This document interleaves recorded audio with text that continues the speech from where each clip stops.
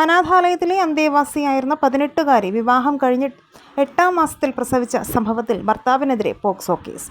അനാഥാലയം നടത്തിപ്പുകാരിയുടെ മകനാണ് പെൺകുട്ടിയെ വിവാഹം കഴിച്ചത്. 18 വയസ്സ് പൂർത്തിയായ ദിവസങ്ങൾക്കുള്ളിലായിരുന്നു വിവാഹം.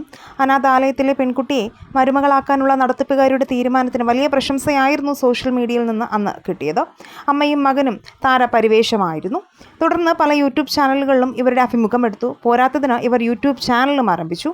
ഈ മാസം തുടക്കത്തിൽ യുവതി പ്രസവിച്ചു. ഒക്ടോബറിലായിരുന്നു വിവാഹം. 8-ാം മാസത്തിലെ പ്രസവ വിശേഷങ്ങൾ ഇവർ യൂട്യൂബിലൂടെ പങ്കുവച്ചിരുന്നു. കുട്ടിയുടെ മുഖവും കാണിച്ചിരുന്നു. ഇതിനിടയിൽ പെൺകുട്ടിയുടെ ഭർത്തൃമാതാവ് വീണ്ടും വിവാഹിതയായി. മക്കളും മരുമക്കളും ചേർന്ന് വിവാഹം നടത്തിയത് വൈറലാവുകയും ചെയ്തു. ഇവരുടെ നിരവധി അഭിമുഖങ്ങളും വന്നു.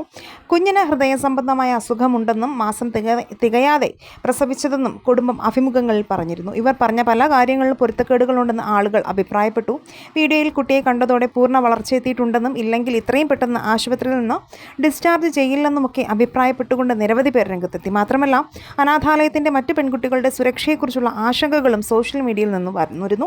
ഇതോടെ ശിശുക്ഷേമ സമിതിയും വിഷയം പരിശോധിച്ചു.